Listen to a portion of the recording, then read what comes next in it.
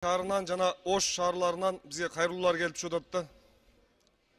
Себеби күндүн сууктугуна карабай, мына биздин азыркы Бишкек шаарынын жашоочулары үчүн эң оорчундуу маселе болуп турган бул жылуулук маселеси.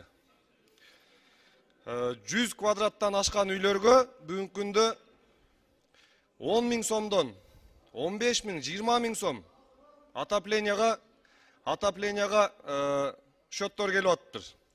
Алмаз Акунжанович, ушул маселе боюнча бир чара көрүшүбүз керек да. Биздин шаардын тургундары бүгүнкү күндө кайрылып атышат. Мына 80 квадратка чейинки тариф 1560 кал болсо, 80 квадраттан ашкан үйлөргө 6000 сомдук тариф менен эсептелип жатат деп атышат. Мына ушул боюнча бир карап чыгышыбыз керек. Мына кээ бир этаж үйлөргө декабрь айы үчүн 28 000 сом счет келиптир отопленияга. Бул эмне деген нерсе? Айына 20 000 сом, 28 000 сомдон төлөп атыптыр биздин жарандар. Ушул боюнча бир чара көрсөңүздөр.